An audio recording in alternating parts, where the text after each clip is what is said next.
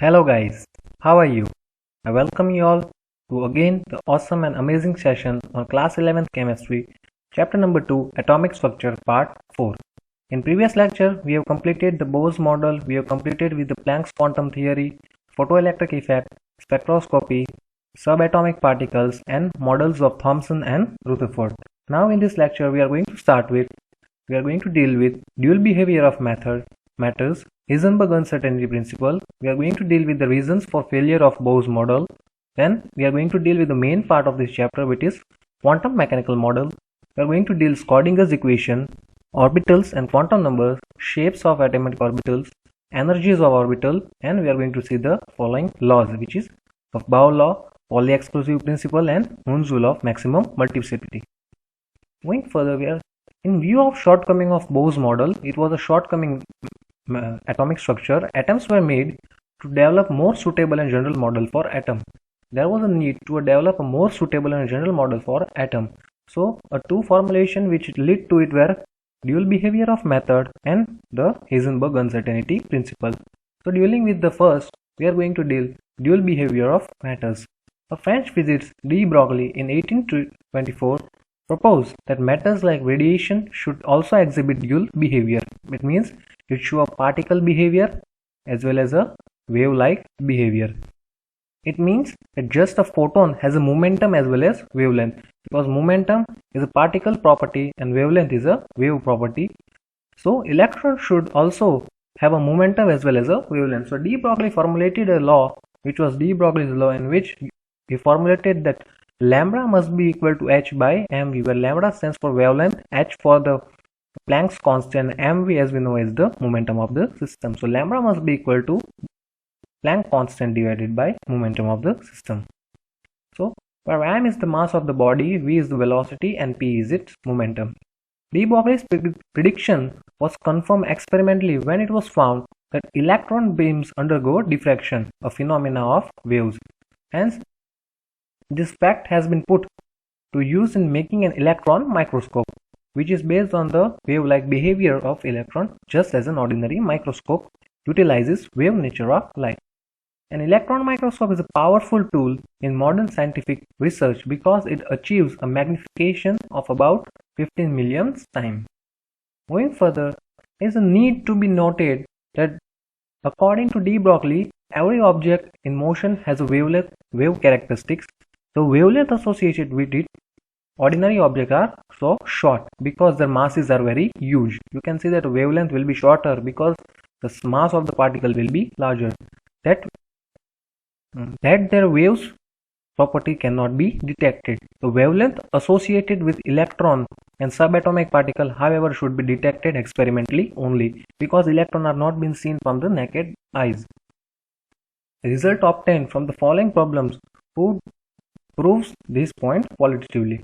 So let us see a question over here. It has been shown that what will be the wavelength of a ball of mass 0.1 kg moving with a velocity of 10 meters per second. You can just put off the formula and directly solve the question. The answer has been given in front of you. It is an NCERT equation only. The second NCERT equation has been also shown here. To calculate the mass of a photon with wavelength 3.6 Armstrong, where Armstrong stands for 10 to the power minus 10 meters. So you can just put on the value and get the answer.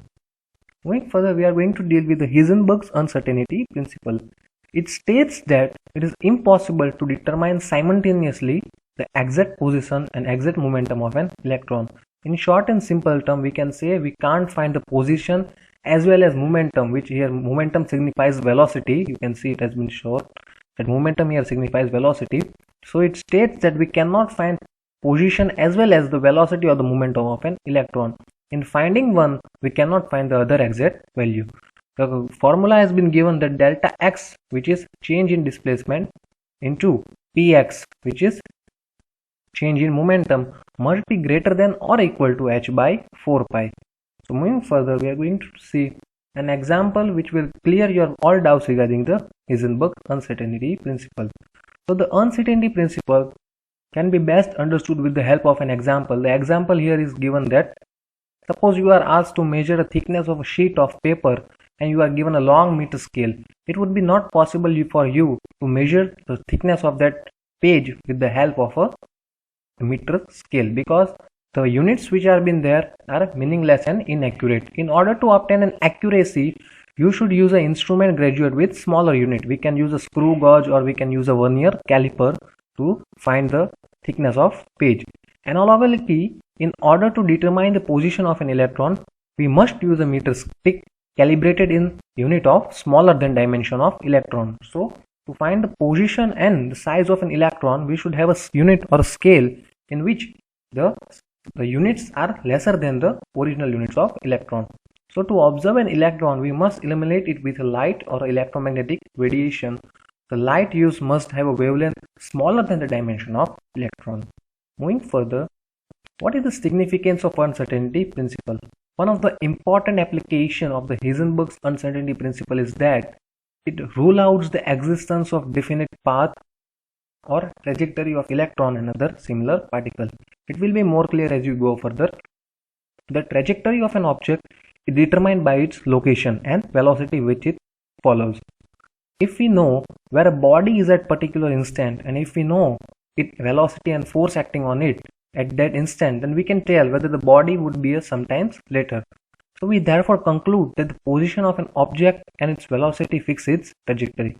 Since for a subatomic object such as an electron, it is not possible to simultaneously do the both. It means it's simultaneously we can't determine the position as well as velocity at that instant to an arbitrary degree of precision. It is not possible to talk of trajectory of an electron. So hence it signifies the uncertainty principle. You can see that the effect of Heisenberg's uncertainty principle is significant only for motion of a microscopic object and is negligible for macroscopic object, because you can see that the value of m will be greater over here for a mass object, hence the answer we will get will be very small. So if the uncertainty principle is applied to object of mass such that milligram it is 10 to the minus 6 kg, then you can get answer as in order of minus 28. Moving further, there is a question given over here. It's a microscope using suitable photon is employed to locate an electron in an atom with a distance of 0.1 angstrom. What is the uncertainty involved in the measurement of velocity? So here uncertainty here means we need to find the change in velocity, because it will say measurement in the velocity. So we find the uncertainty in the velocity is delta v equal to h by 4 pi delta xm. So just putting off the values which are being given, you can just get off the answer. So now we are going to deal with the reasons due to which the Bohr's model become a failure. So in Bohr's model, an electron is regarded as a charged particle moving in well-defined orbit around the nucleus. So the waves character of the electron is not considered by Bohr's model. Hence it contradicts the dual behavior of radiations. Hence the Bohr's model was failed.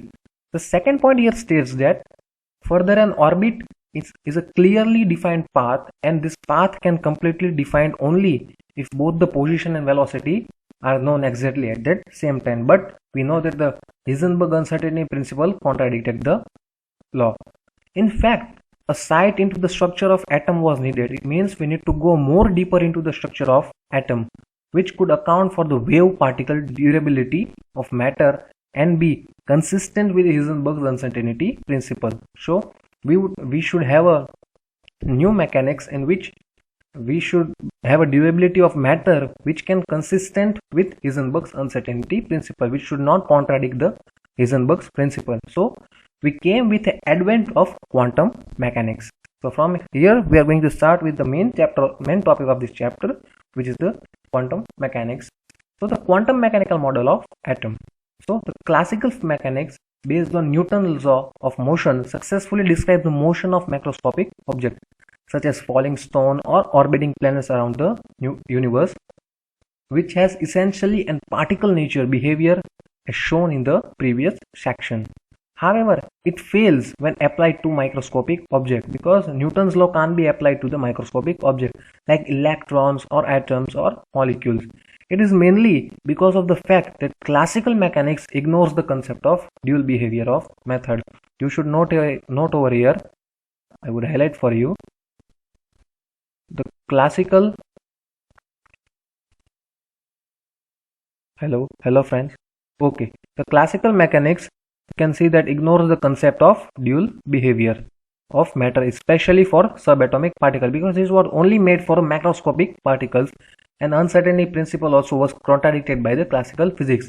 So the branch of science that deals into the account of dual behavior of matters is known as quantum mechanics. So basically quantum mechanics is a new branch of chemistry or science in which we are going into the deeper and deeper section of an atom to see what is inside them. So moving further, quantum mechanics was developed independently in 1962 by Heisenberg and Schrödinger. Here, however, we shall be discussing the quantum mechanics, which is based on the idea of wave motion.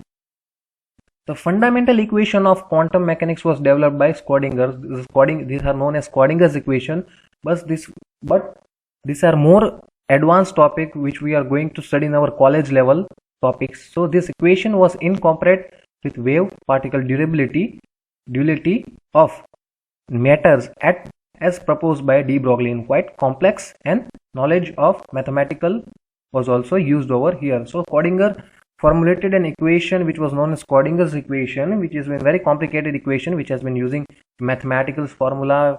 Here operator was used which was known as Hamilton operator, but we are not going very deep in it. So moving further, we are going to deal for such a system. The Schrödinger equation is written as, we can see that it has been marked over here, where this stands for a mathematical operator which is known as Hamilton. Schrödinger gave a recipe type construction. This operates from the expression for total energy of system. The total energy of the system takes into account the kinetic energy of all the subatomic particles. So attractive potential difference between the electron and nuclei and repulsive potential among the electron and nuclei individually, the solution of the equation gives En psi chi. It is the following operator is also known as chi, Ch. So now we are going to deal with the important feature of quantum mechanical model. This is a green box which has been given in your NCERT book. You can just go through it. I have zoomed out it, and we are going to see one point in deep knowledge. So the quantum mechanical model of atom is the picture of structure of atom which emerges from the application of Schrödinger's equation. So the first point here states that the energy of an electron in an atom is quantized. It means it can only have certain specific value. For example, when electrons are bound to the nucleus in atom. The second point here states that the existence of quantized electronic energy level is a direct result of the wave property of electron and are allowed to solution of Schrödinger's equation. So third point states both the exact position and exact velocity of electron in an atom cannot be determined, as we have studied in the Heisenberg's principle.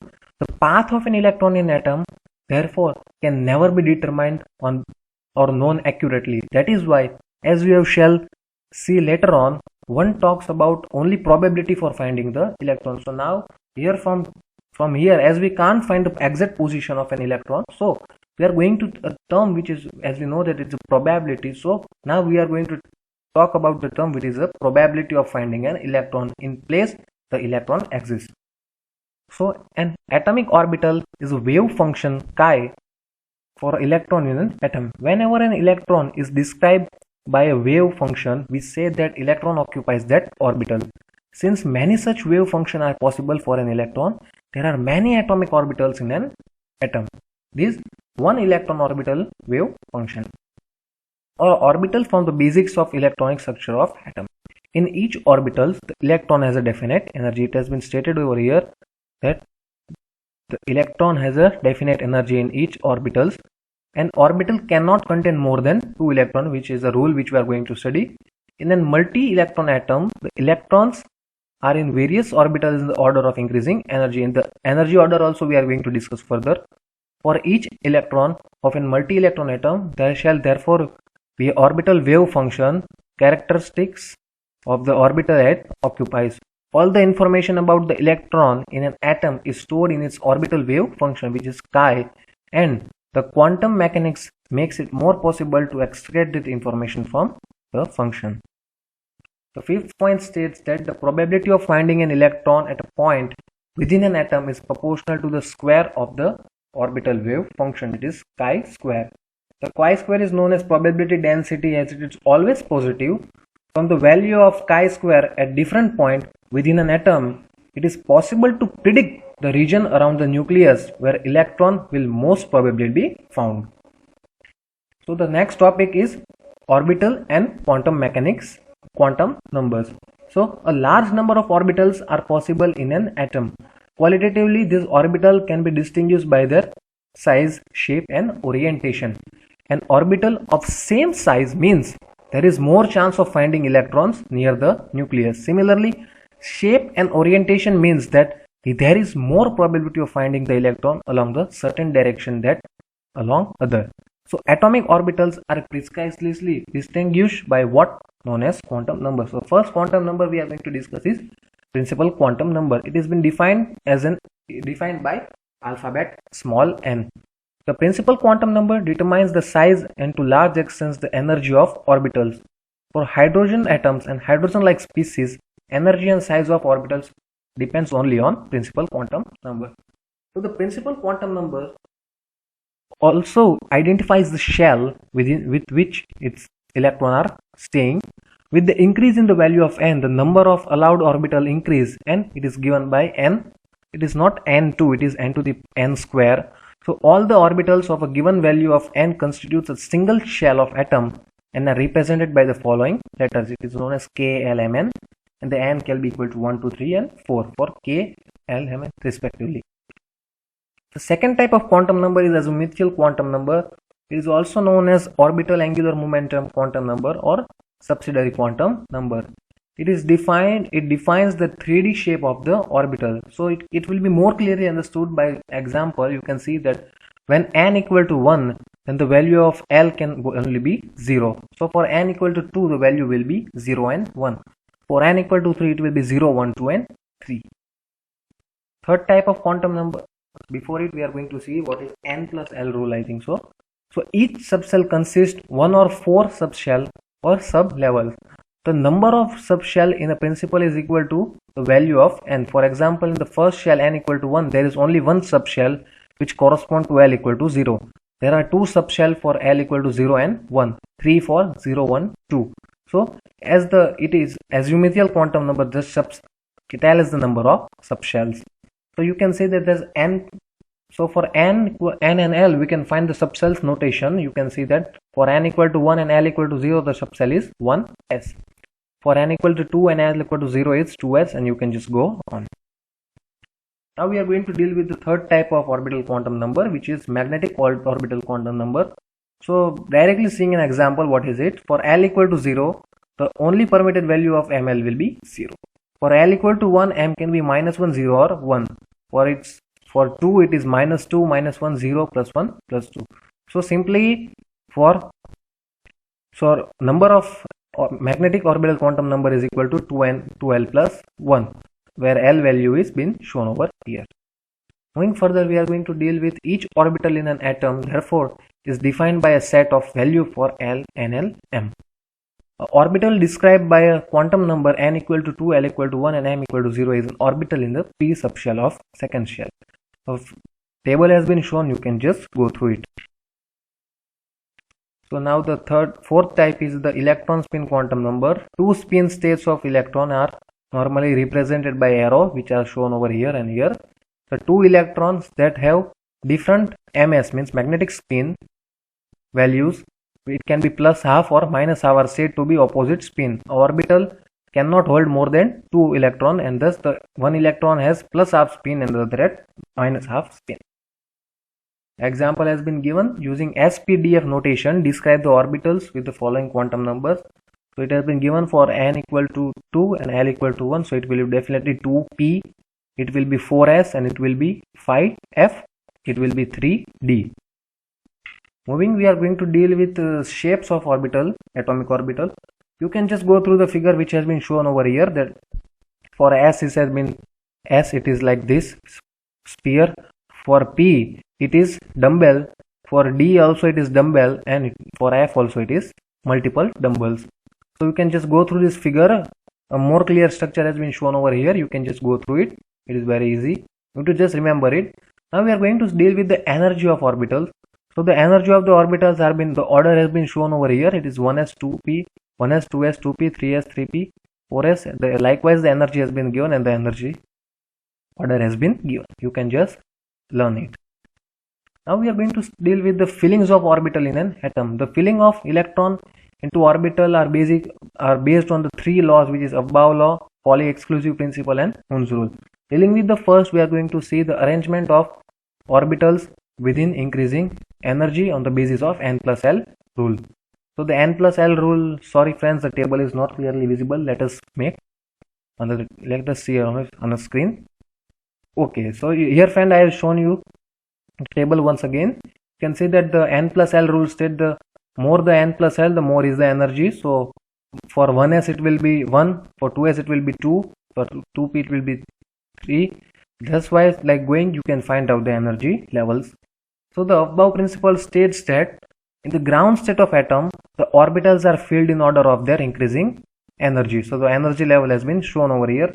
To see how it is filled, you can just go through it. It is 1s, 2s. You can just write off this, and the arrow pointing, you can just follow the rule. So first it will be in 1s, then 2s, 2p, 3s, 3p, then 4s, then 3d, 4p, 5p, and just you can go on.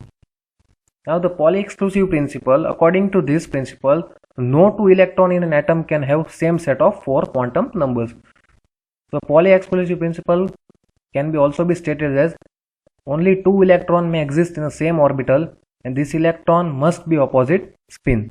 This means that the 2 electrons can have same value of 3 quantum numbers but must have opposite spin. So the maximum number of electrons in a subshell with principal quantum number n is equal to 2n square.